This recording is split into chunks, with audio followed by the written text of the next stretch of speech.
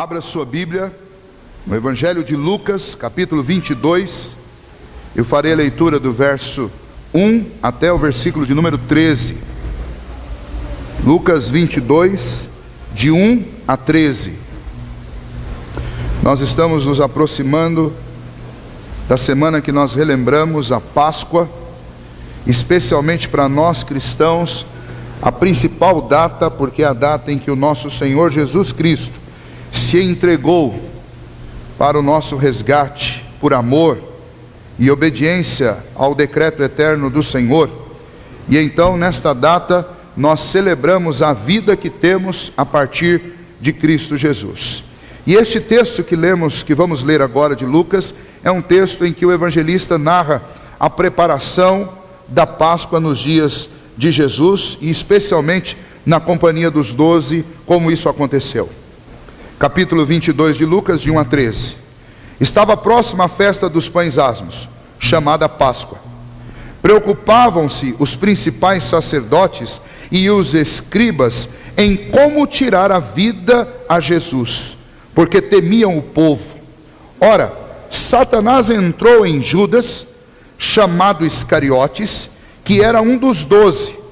Este foi entender-se com os principais sacerdotes e os capitães sobre como lhes entregaria a Jesus. Então eles se alegraram e combinaram em lhe dar dinheiro. Judas concordou e buscava uma boa ocasião de lhe entregar sem tumulto. Chegou o dia dos pães asmos, em que importava comemorar a Páscoa. Jesus, pois, enviou Pedro e João, dizendo: ide preparar-nos a Páscoa, para que a comamos. Eles lhe perguntaram: onde queres que a preparemos? Então lhes explicou Jesus: ao entrardes na cidade, encontrareis um homem com um cântaro de água. Segui-o até a casa em que ele entrar. E dizei ao dono da casa: o mestre manda perguntar-te: onde é o aposento no qual hei de comer a Páscoa com os meus discípulos? Ele vos mostrará um espaçoso cenáculo mobiliado. Ali fazei os preparativos. E indo, tudo encontraram como Jesus lhes dissera, e prepararam a Páscoa. Muito bem. A passagem que nós lemos, escrita por Lucas, é uma das passagens mais completas a respeito desta cena bíblica dos preparativos da Páscoa, especialmente deste momento que antecedia a Páscoa, a festa que era também chamada de festa dos pães asmos. E antes de observarmos o que o texto tem a nos ensinar, as lições que podemos aprender com ele, é importante que a gente se situe, porque falar em Páscoa a brasileiros no século 21 não é a mesma coisa que ler sobre a Páscoa dos judeus lá no século 1. Os motivos eram outros, a festa era outra, a comemoração era outra, era tudo diferente.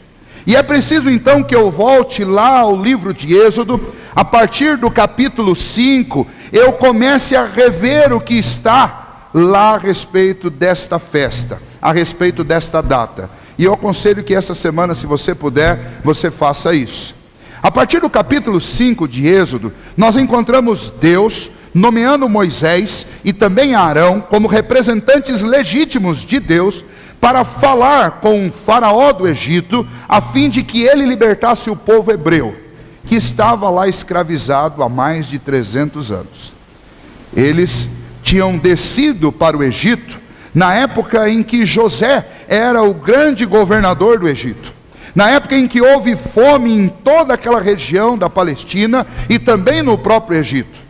E muitas pessoas foram morar no Egito nesta época, porque o administrador usado por Deus para que o povo não morresse de fome se chamava José, alguém que o próprio Deus tinha escolhido para que preservasse a vida de sua família, a família de Jacó, para que eles atravessassem.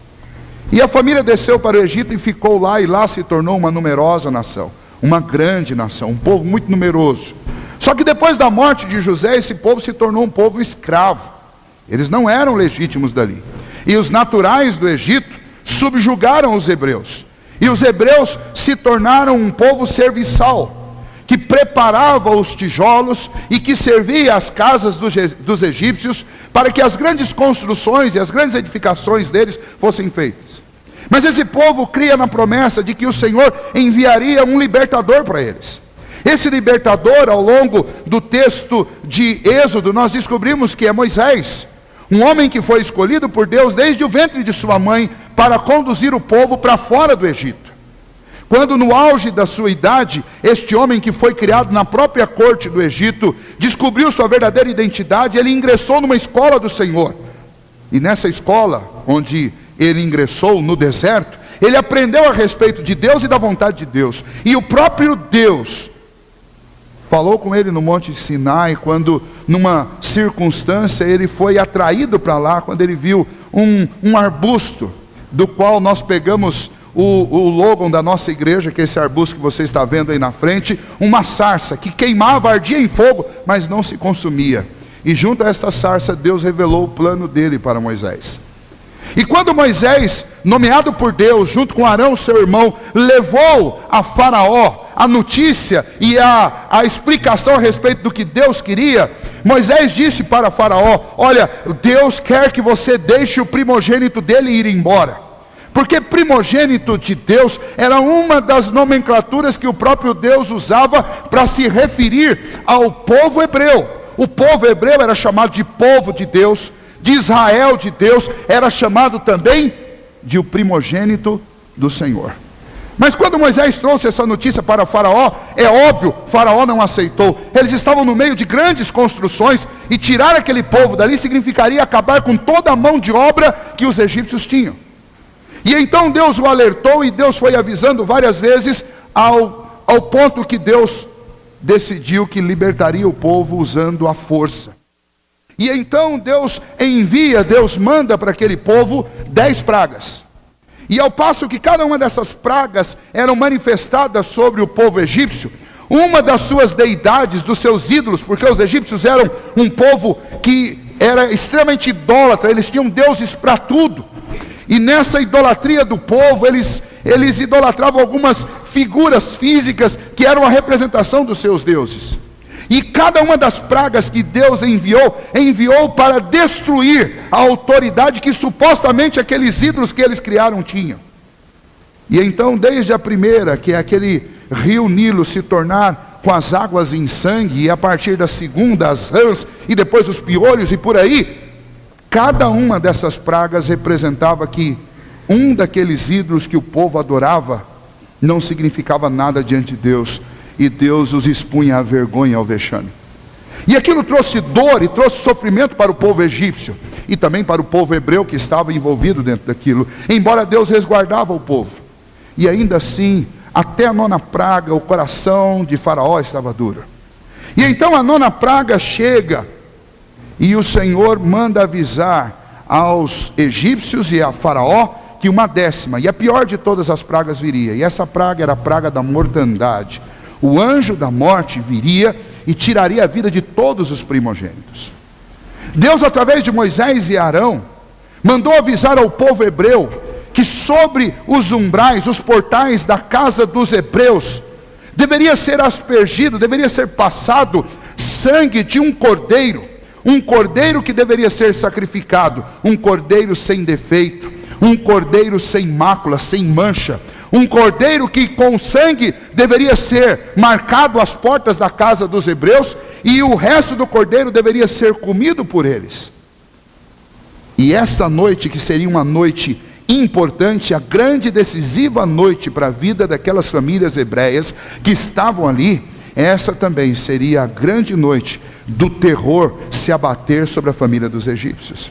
E a palavra Páscoa vem exatamente desta noite, porque nesta noite o anjo da morte trouxe a mortandade realmente sobre a casa de cada egípcio, e cada um dos primogênitos, incluindo o próprio primogênito de Faraó, morreu.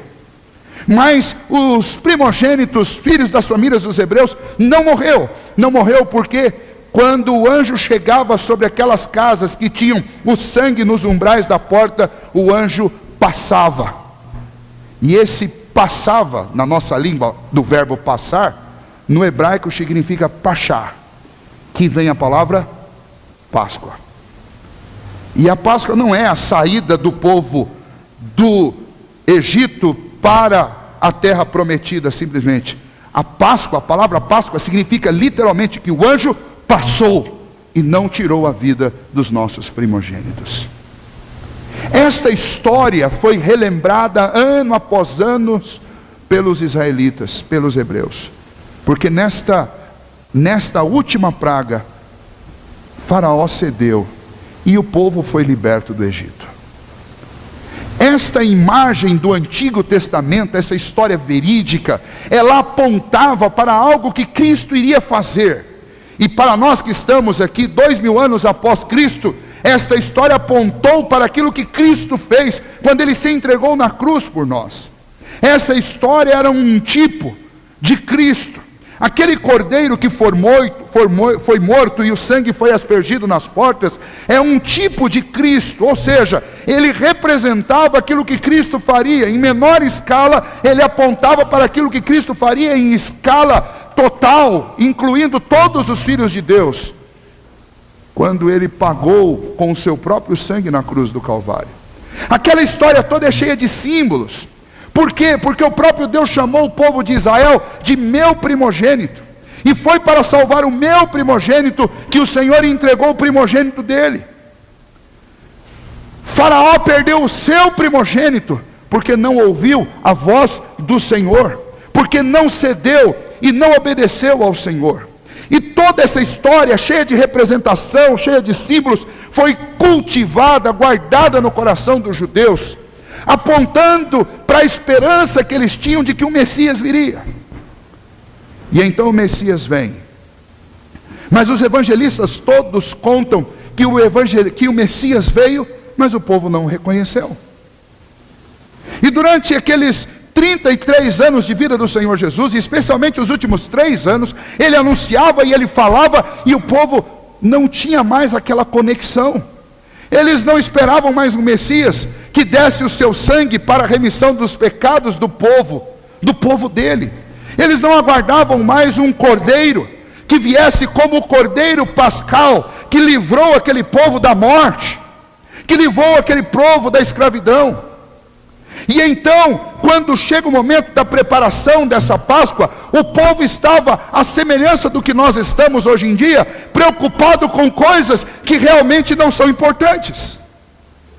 Eles estavam preparando a comida, eles estavam preparando os seus aposentos, eles estavam preparando a sua tenda, porque era hábito sair de dentro de suas casas e ficarem acampados, ficarem para relembrar daquela passagem deles também do Egito para a terra prometida, onde eles viveram durante 40 anos acampados. E então eles faziam todo tipo de preparativo, mas eles não estavam preparando nem o coração, nem a mente para o que estava por vir.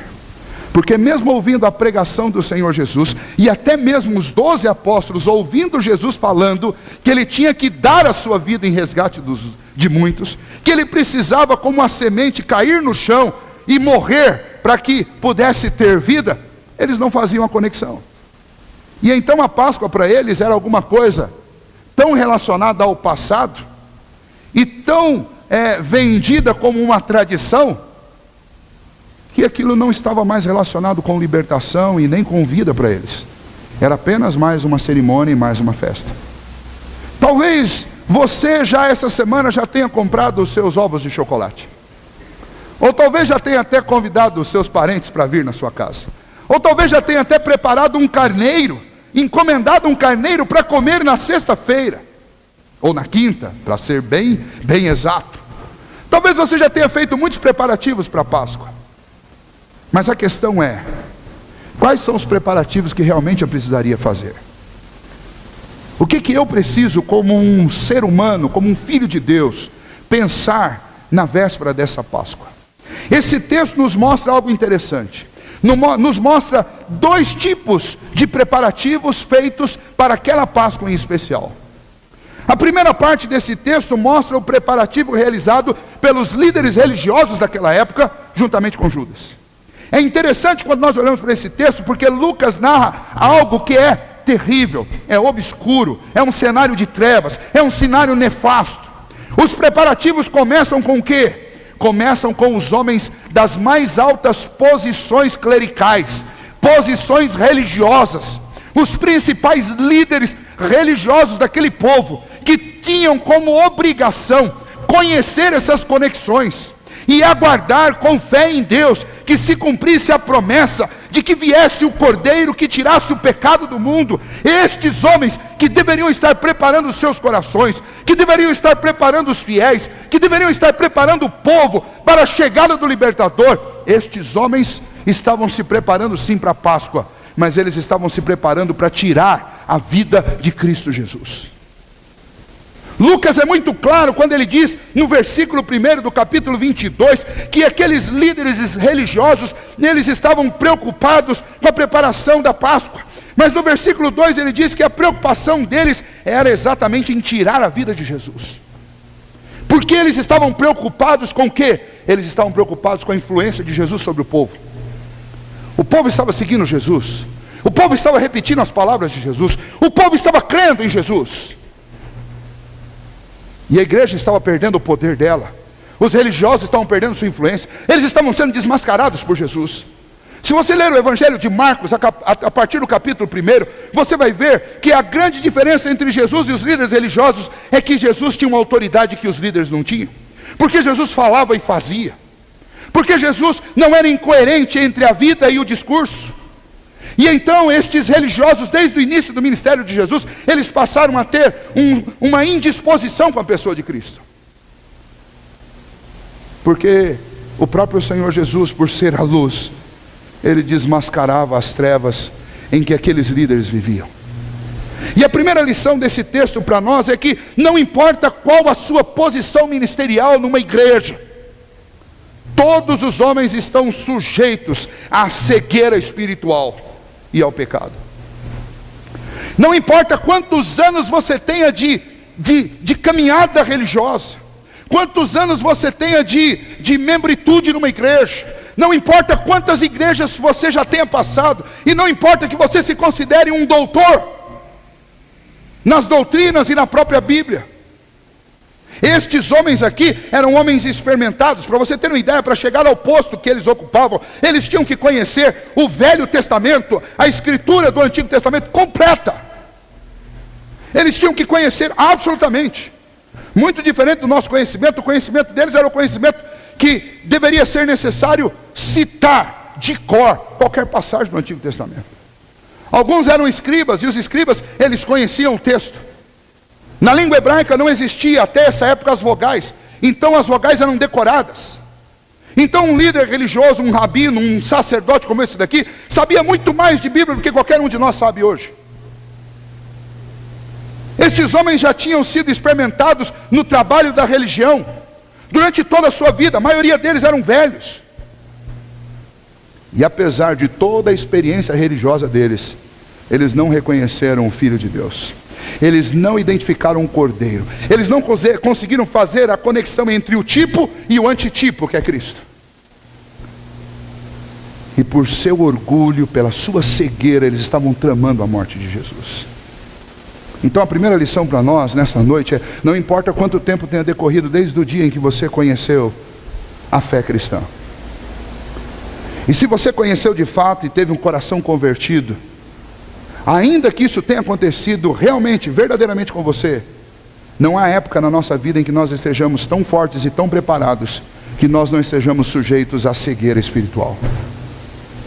Então o grande desafio, o grande conselho da palavra de Deus para nós é que nós sejamos humildes e que nós realmente coloquemos a nossa vida diante de Deus dia após dia, confessando os nossos pecados, reconhecendo nossa dependência de Deus e tomando cuidado com o orgulho e com a soberba, porque o orgulho e a soberba precedem a queda.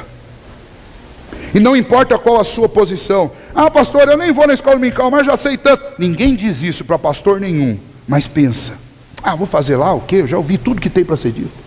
Eu tenho 50 anos de igreja, chegou a hora de eu tirar uma folga. Ah, eu vou lá para ouvir o mesmo que eu já ouvi semana passada. Eu conheço um pastor que pregou um ano inteiro no mesmo texto. E um dia chegaram para ele: pastor, até quando você vai ficar pregando o mesmo texto? Já está no 5º mês e o senhor continua. Ele falou: eu vou pregar até sem entender tudo que tem para entender nesse texto. Não importa quantas vezes você já tenha ouvido um sermão, ou quantas vezes você já tenha vindo na escola dominical, ou quantas vezes você tenha vindo à igreja, nós todos nós continuamos precisando, todos os dias, da palavra de Deus, do auxílio do Senhor, da ação poderosa do Espírito Santo dentro de nós, de nos humilharmos e nos arrependermos diante de Deus, pois somos pecadores. E o exemplo destes homens, neste texto para nós, é o alerta de que todos nós podemos fracassar, e que todos nós podemos experimentar períodos de cegueira na nossa vida. E então eu preciso orar e pedir a Deus que me livre disso, porque quando eu leio esse texto, eu sinto repulsa desses homens. Mas eu não posso esquecer que nós somos feitos da mesma matéria que eles são. Temos dentro de nós as mesmas coisas que eles tinham, o mesmo tipo de coração, o mesmo tipo de emoção e o mesmo tipo de raciocínio.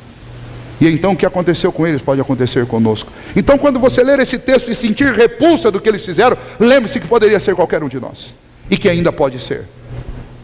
Nesta Páscoa, o primeiro preparativo que nós devemos ter é tirar do nosso coração todo orgulho e toda arrogância. Porque não importa quantos anos eu tenha de igreja, não importa qual cargo que eu ocupe na igreja, ou qual ministério eu desenvolva, todos nós estamos sujeitos a errar. A segunda lição desses preparativos da Páscoa para nós, iniciando esta semana então que vamos celebrar a Páscoa, o segundo preparativo vem por parte de Judas. E novamente nós temos um cenário nefasto, porque nós temos um homem que andou 3 anos com Jesus, que foi escolhido a dedo por Jesus. E nós encontramos na vida deste homem a lição de quão profundamente uma pessoa pode cair, mesmo depois de ter feito uma sublime confissão de fé ao Senhor, e depois de ter sido experimentado nas coisas mais profundas da fé. Judas caiu. Judas caiu por vários motivos. O texto, ele nos fala a respeito do versículo 3, especialmente, que Satanás entrou em Judas. E quando nós lemos isso, nós precisamos, de novo, fazer a nossa lição bíblica. O que significa Satanás entrar em Judas? Para vocês terem uma ideia, no Novo Testamento inteiro, e especialmente nos Evangelhos, você vai encontrar 2 vezes a citação de que Satanás entrou em alguém. E as 2 vezes dizem respeito exatamente a Judas. Aqui, e depois lá no cenáculo, quando Judas se levanta e vai levar aos ouvidos dos guardas do templo e dos sacerdotes, aonde Jesus estaria daí algumas horas, para que eles pudessem prender Jesus. Agora, por que Satanás entrou em Judas? Judas não era um apóstolo? Satanás pode entrar dentro de um apóstolo? Como é que funciona isso? Bom, é interessante, se você continuar lendo o capítulo 22, você vai ver quando o texto fala sobre Pedro e o alerta que Jesus faz para ele. Jesus diz para Pedro, do versículo 31 a 34, que ele o negará, que ele vai cair, que ele vai ceder. Mas Jesus diz algo interessante a respeito de Pedro no capítulo 22. Diz que quando Pedro se converter, estas coisas vão mudar. Essa suscetibilidade, essa vida suscetível à interferência de Satanás vai acabar. O problema é que eles não eram convertidos ainda. Pastor, eles não eram convertidos? Não eram. Eles foram escolhidos por Jesus, andaram com Jesus, viram Jesus fazendo coisas extraordinárias. Mas a conversão é uma coisa produzida de dentro para fora pelo Espírito Santo de Deus. E eles vão receber o Espírito Santo de Deus, que converte o coração do homem, que regenera o coração do homem, lá em Pentecostes. Nós vamos ler sobre isso lá em Atos capítulo 2.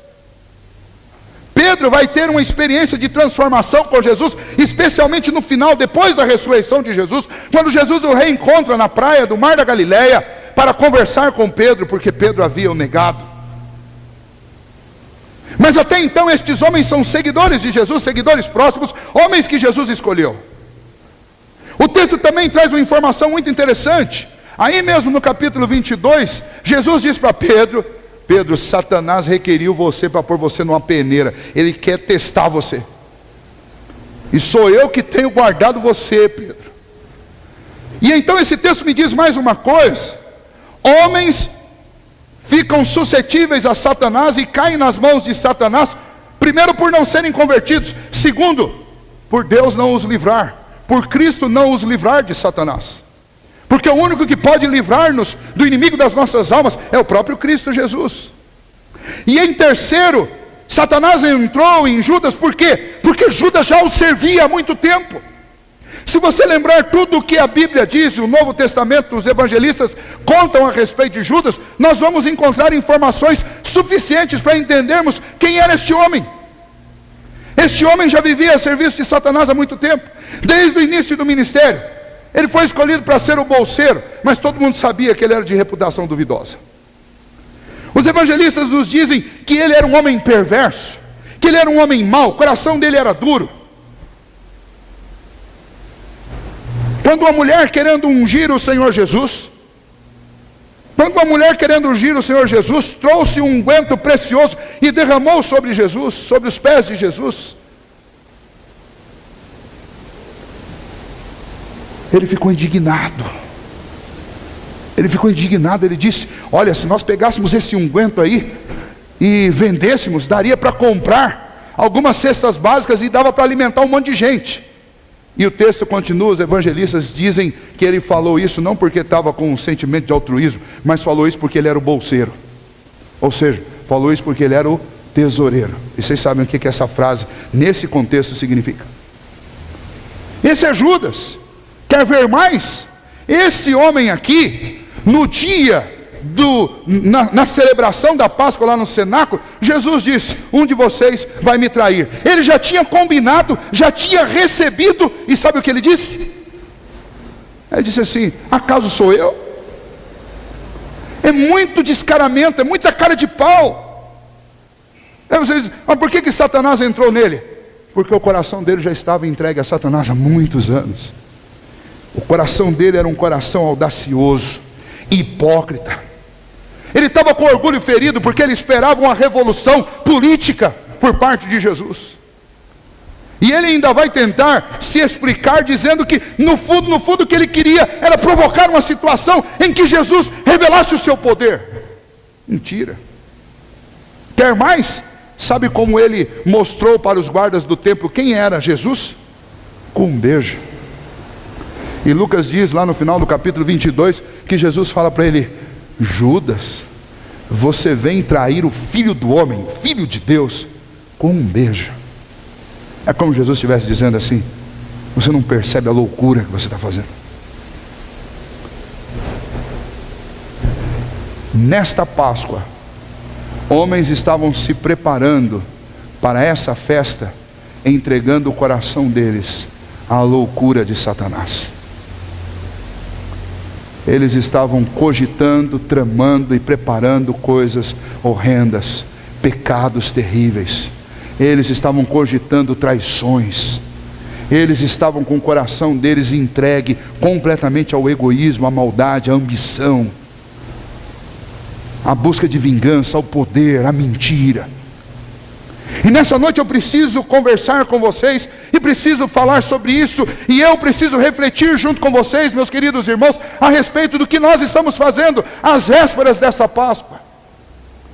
Porque este homem aqui não é um homem qualquer, ele não é um ímpio, ele não é um bêbado, ele não é um prostituto, ele não é um homem incrédulo, este homem é um homem pio, é um homem que se dizia crente, é um homem que seguiu Jesus, é um homem que viu Jesus curando, que viu Jesus libertando, é um homem que ouviu todos os sermões de Jesus. Talvez ele fosse até o primeiro e o último a sair. Este é um homem que talvez chorou e se emocionou ouvindo as palavras de Jesus. Este homem estava dentro daquele barco onde Jesus estava dormindo e quase que eles se afogaram. Este homem é um homem que viu Pedro andando junto com Jesus sobre as águas. Este homem é um homem que ajudou a repartir os pães entre 5.000 pessoas. Este homem é um homem que ajudou a repartir os pães entre 4.000 pessoas. Este homem é um homem que viu coisas que nenhum de nós vimos. Este homem é um homem que participou da primeira igreja, a igreja do colégio apostólico. E ainda assim, sabe o que esse homem pensava nas horas de folga? Ele pensava num jeito de trair Jesus. Significa que todos nós, apesar de estarmos aqui dentro de uma igreja, podemos nesse exato momento estarmos pensando coisas horríveis. Como que eu devo me preparar para a Páscoa? Eu devo me preparar lembrando de Judas. Porque qualquer um de nós está sujeito a cometer os mesmos erros que ele.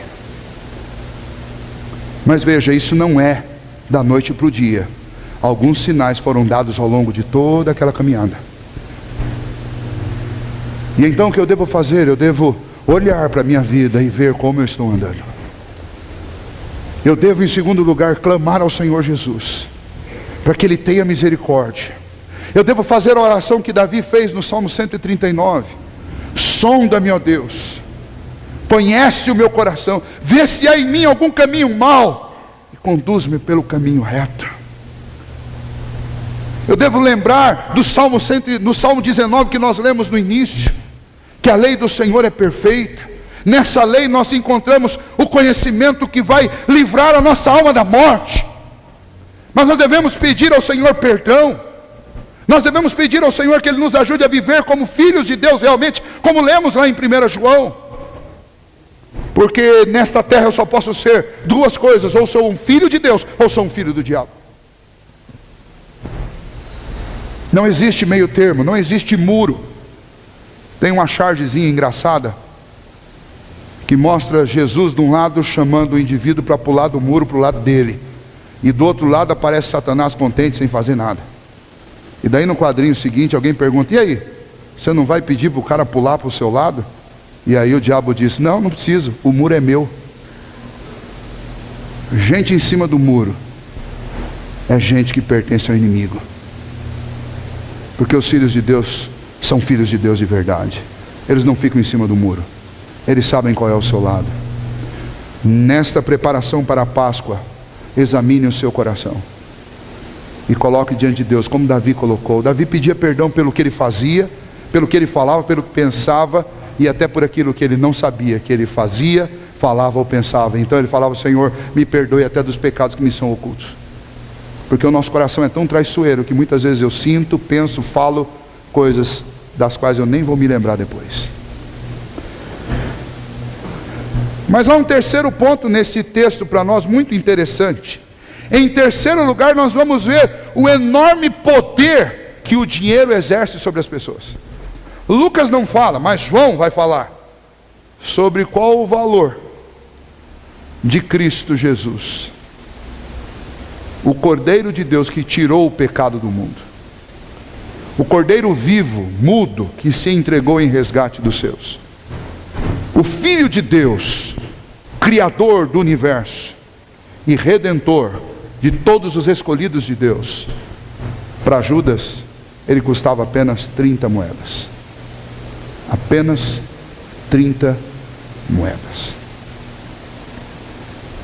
O amor ao dinheiro é uma das coisas mais terríveis e que mais cega o coração do homem. Quando Judas dirigiu-se aos principais sacerdotes e ofereceu-se para atrair Jesus, eles se alegraram, eles ficaram contentes. O texto diz que eles vibraram, eles fizeram festa. Já imaginou a qualidade dessa festa? Uma festa em que o motivo da alegria era a chance de matar alguém. Uma festa em que o motivo da alegria era a chance de matar o Filho de Deus.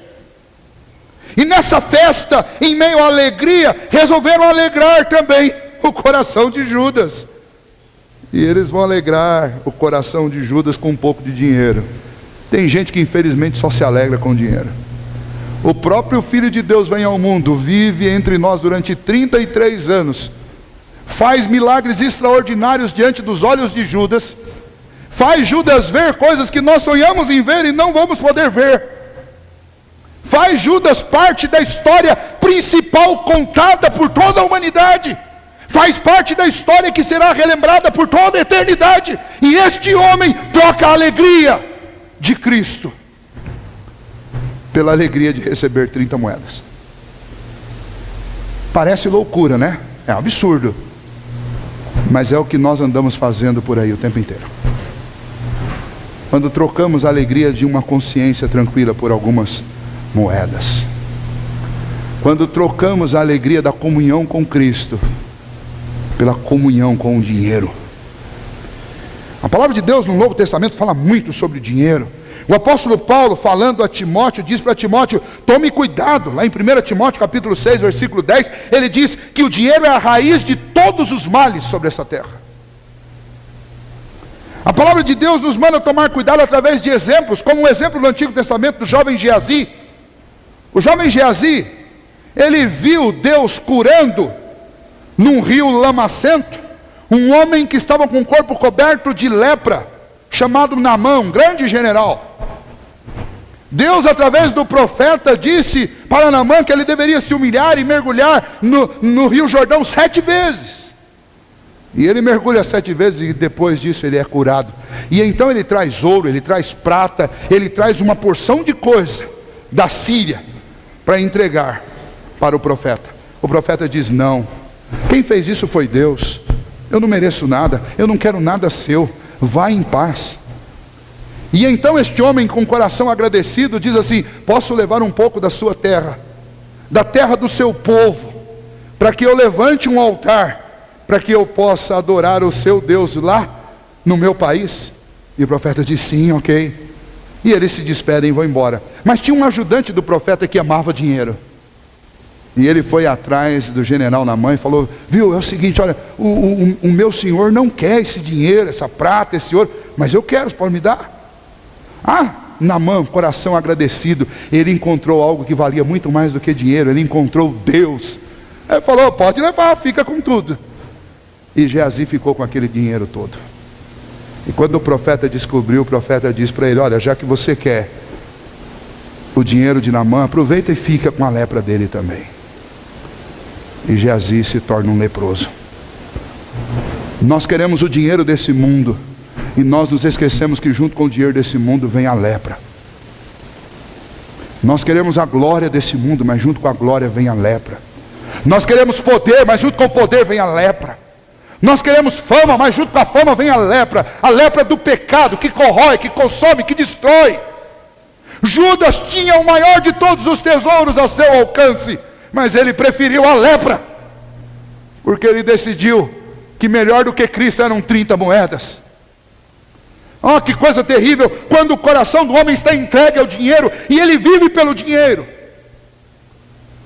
Eu tenho dito para algumas pessoas, quando elas passam dificuldade financeira, e tenho dito para mim mesmo, quando isso acontece, isso é uma bênção de Deus. Quando Deus nos tira todos os nossos recursos, isso é uma grande bênção de Deus. Porque quando Deus faz isso com os seus filhos, é possivelmente porque o nosso coração está amando mais a prata do que a Cristo. E como Deus não quer que você fique leproso, então Ele te tira o dinheiro antes que você o ame mais do que a Cristo. Não tenha medo de ficar pobre, não. Não tenha medo disso. Primeiro, porque a palavra de Deus diz que o Senhor não vai deixar faltar nada para os seus filhos.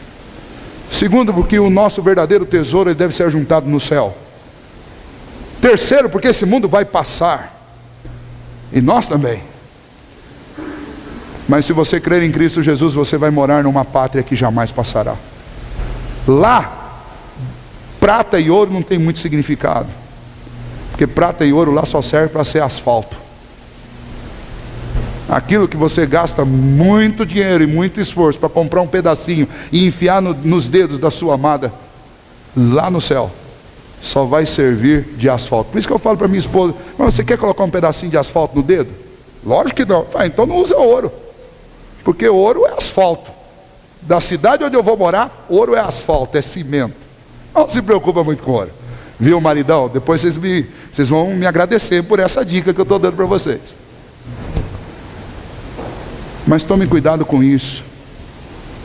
Talvez às vésperas dessa Páscoa você está se preparando e talvez até muito preocupado com o dinheiro.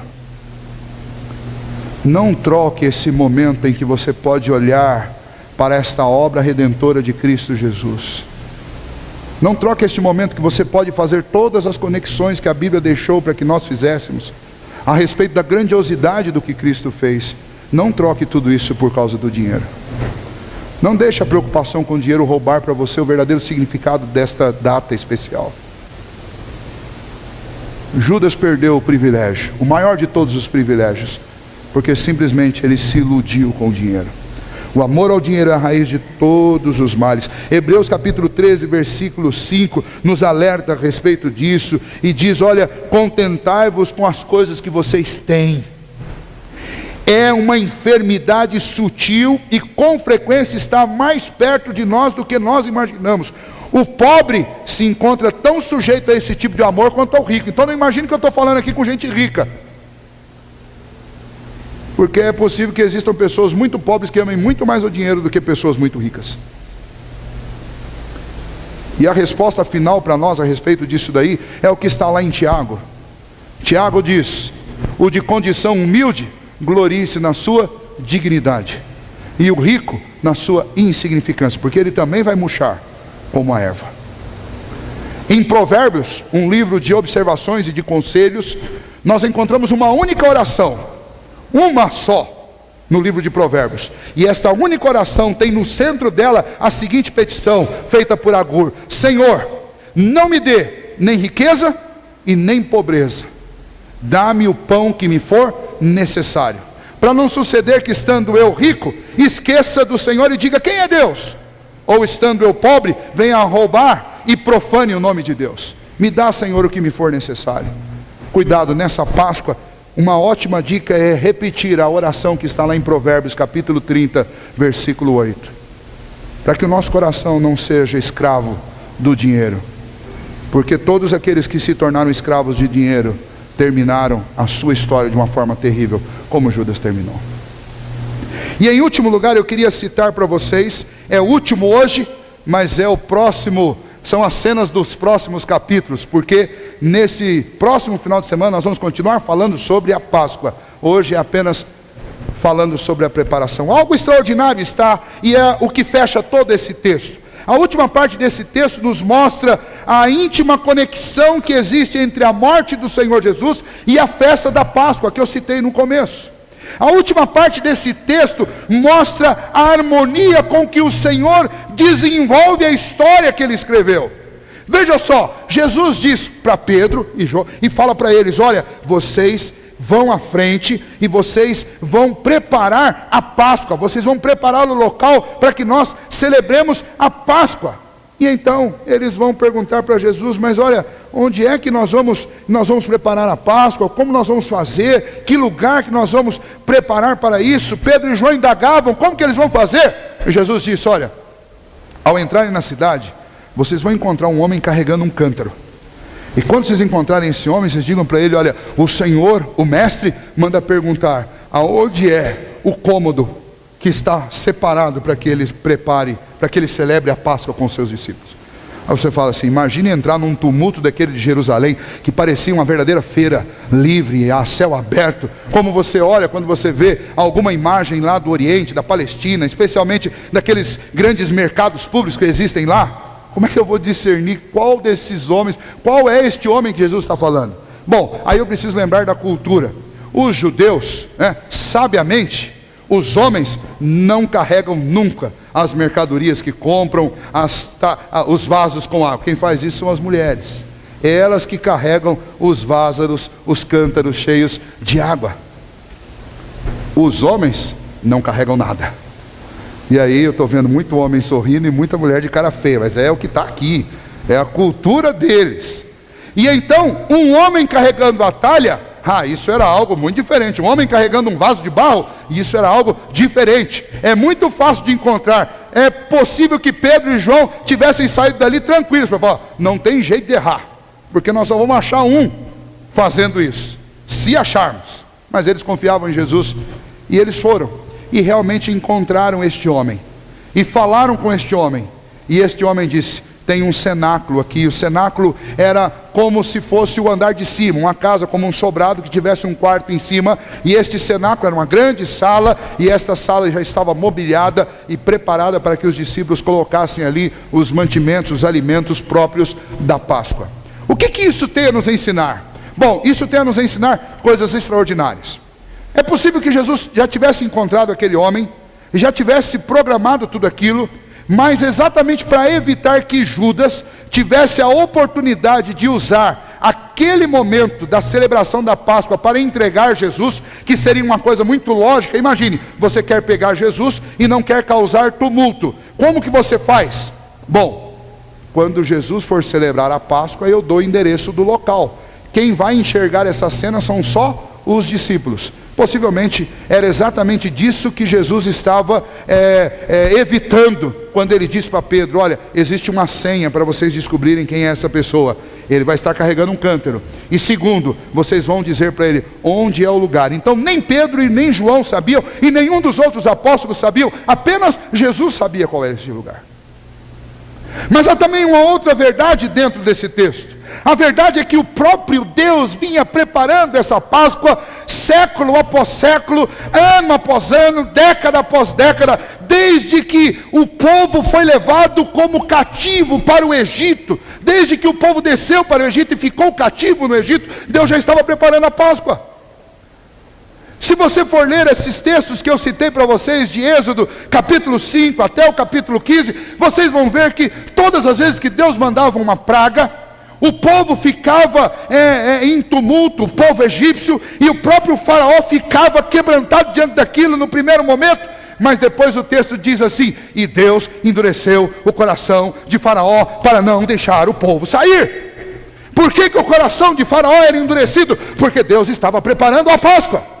Porque Deus estava preparando a 10ª praga, porque Deus estava preparando um símbolo, um tipo, para que aquele povo soubesse que sem derramamento de sangue não há remissão de pecados, não há perdão. O povo aprendeu isso. E durante todo o Antigo Testamento, o povo repetiu a celebração dessa festa para lembrar que somente um cordeiro, o sangue de um cordeiro, pode purificar-nos dos nossos pecados. Somente através do sangue do Messias, que finalmente viria, nós poderíamos experimentar a tão grande salvação do Senhor. E então, Deus não começou a preparar a Páscoa naquela semana, mas Deus estava preparando a Páscoa desde o princípio. Se você retornar a Gênesis capítulo 3, você vai ver que Deus já estava tomando os passos para celebrar a Páscoa. Porque depois que o primeiro casal, Adão e Eva, pecaram, depois que Deus os denuncia, Deus os castiga, mas Deus também os faz uma promessa. E Deus diz: da semente da mulher vai nascer um que esmagará a cabeça da serpente. E Deus tirou a vida de 2 animais, 2 cordeiros, para fazer roupas para cobrir o primeiro casal da sua vergonha. O que Deus estava fazendo? Deus estava dizendo para Adão e Eva: é preciso que um cordeiro morra para que a vergonha de vocês seja encoberta. É preciso que Deus tome uma atitude para que os pecados de vocês sejam perdoados. E então, se você abrir qualquer página do Antigo Testamento, você vai encontrar um apontamento, uma demonstração de que Deus estava preparando aquela Páscoa. E eu quero finalizar dizendo para você: sabe por que Deus estava preparando aquela Páscoa? É porque Ele estava pensando em mim, e é porque Ele estava pensando em você. Toda aquela noite, no cenáculo, da qual nós vamos falar bastante no próximo final de semana, toda aquela noite foi pensada e detalhada por Deus, pensando em você. A festa da Páscoa vai ser substituída para nós cristãos pela celebração da Santa Ceia do Senhor, que nós vamos celebrar no próximo domingo, onde o pão simboliza o sangue, o corpo de Cristo, que recebeu em si a punição por causa dos nossos pecados. O sangue simboliza uma nova aliança em Cristo Jesus. O sangue do Cordeiro derramado lá naquela cruz é o que nos limpa e nos purifica de todos os nossos pecados. Por fim, eu quero dizer para você: talvez você não esteja realmente preparando a Páscoa até agora, como alguns aqui, quando eu perguntei, falaram que não. Você não está preparando a Páscoa, mas Deus a preparou desde o princípio para você. De fato, não tem o que você fazer para preparar a Páscoa, porque tudo que precisava ser feito para a Páscoa já foi feito por Deus e por Cristo Jesus. Nessa Páscoa você não precisa nem de ovos, de chocolate, nem de um carneiro. Você não precisa mais passar sangue nas portas da sua casa. Nesta Páscoa você não precisa deixar o seu aposento e ir dormir no quintal embaixo de barracas, como os judeus faziam. Nessa Páscoa você não precisa comer ervas amargas. Nessa Páscoa você não precisa comer pão sem fermento. Porque nessa Páscoa você só precisa de Cristo Jesus. Ele é o Cordeiro que deu a vida dele em resgate da nossa. Como é que eu preparo a Páscoa, pastor? Eu examino o meu coração. Reconheço que sou um pecador, como aqueles lá. E rendo o meu coração diante do Senhor Jesus, dizendo para Ele: Senhor, eu também preciso daquele sangue que foi derramado na cruz. Eu também preciso desta tão grande salvação. Eu também preciso da certeza da vida eterna, que só o Senhor pode dar. Que nesta Páscoa o nosso comportamento seja como o comportamento daqueles outros discípulos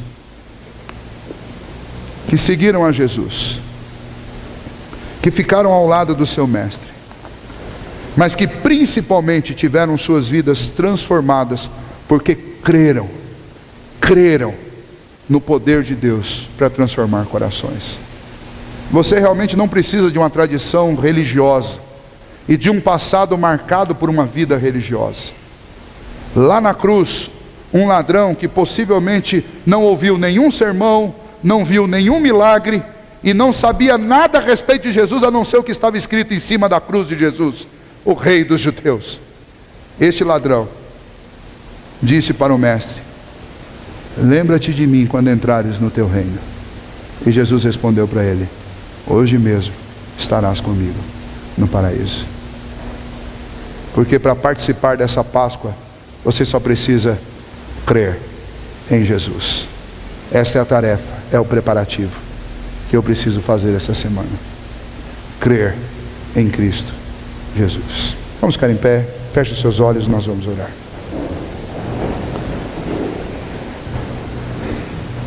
Senhor Deus, é possível que nós, assim como aqueles homens, estejamos iludidos com muitas coisas desta vida. É possível, Deus, que o nosso coração esteja tão entregue ao pecado que a gente nem percebe que está praticando.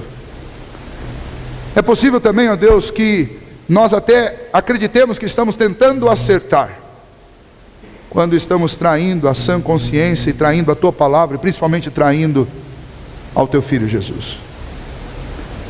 E então nesta noite, ó Deus, lembrando da Páscoa e de como ela foi preparada há 2000 anos atrás, de como havia gente iludida e equivocada lá, e olhando para nós, ó Deus, e percebendo quanto há gente iludida e equivocada aqui, e talvez nós façamos até parte desta multidão, nós queremos diante do Senhor, ó Deus, nos arrepender, e precisamos que o Teu Filho e o Teu Santo Espírito trabalhem em nosso interior, para nos mostrar, ó Deus, quantos equívocos e quantos focos distorcidos nós temos, ó Pai, estabelecido para a nossa vida. Nós queremos diante do Senhor suplicar pelo perdão e pela misericórdia do Senhor. Queremos também, ó Deus, nesta noite pedir ao Senhor, que o Senhor, ó Deus, aumente-nos a fé, para que, ó Deus, creiamos naquilo que o Senhor nos prometeu, para que a gente não se iluda com a glória deste mundo e com as coisas deste mundo, mas que o nosso coração esteja tão somente voltado para aquilo que o Senhor prometeu, que nem olhos viram, nem ouvidos ouviram, mas que o Senhor está preparando para aqueles que foram comprados e redimidos pelo sangue de Cristo Jesus, e que aguardam a redenção, o chamamento, ó Deus, a glória eterna, o dia glorioso em que celebraremos a vitória do Cordeiro, o dia em que ingressaremos na eternidade. Que nada, ó Deus, da nossa vida seja mais importante, seja maior prioridade do que, ó Deus, contemplarmos o Senhor e esperarmos no Senhor a vinda do Teu Filho Jesus, para nos levar para as moradas eternas, ó Deus. Ó Pai, então livra o nosso coração das ilusões desta vida, do amor ao dinheiro, ao poder, à fama e a qualquer uma destas coisas daqui. E por fim, ó Deus, nós pedimos ao Senhor que o Senhor nos faça, ó Pai, absolutamente convictos de que a nossa redenção está em crer em Cristo Jesus, Ele é a justificação por todos os nossos pecados. Ele é o sacrifício definitivo. Ele é o Senhor. Ele deve reinar sobre as nossas vidas. Que a gente possa, ó Deus, declarar verdadeiramente aquilo que cantamos. Que nós não queremos o ouro, não queremos a prata, nós queremos apenas o Senhor Jesus. Que nós cremos neste amor infalível, que Cristo reina sobre as nossas vidas. Ó Deus, que esta Páscoa seja uma data marcante na vida de cada um de nós. Não pelos preparativos humanos que podemos fazer, mas, ó Deus, que essa Páscoa seja uma data marcante por aquilo que Cristo fez. E que hoje, ó Deus, o Senhor nos faz relembrar através da Tua palavra. E, ó Deus, se porventura aqui nesta noite alguém que ainda não tem o coração rendido ao Senhor, que, ó Deus, o Teu santo e poderoso Espírito possa convencer estes corações de que a Páscoa não é, ó Deus, consumismo, a Páscoa não é chocolate, a Páscoa não é nem, ó Deus, relembrar aquele cerimonial e repeti-lo. A Páscoa é sim o momento de se crer em Cristo Jesus, porque Ele é o pagamento definitivo de todos os nossos pecados. Ele, ó Deus, é o divisor de águas entre céu e inferno. Ele é o que me tira da morte, da sentença, da punição eterna e me dá graciosamente a vida eterna. Ó Deus, que cada um que está aqui nesta noite possa sair daqui convicto disso, ó Pai, para que haja, ó Deus, salvação na vida de todos os que estão aqui nesta noite. Essa é a oração que eu faço ao Senhor nesta hora. E, ó Deus, junto, ó Pai, com as súplicas,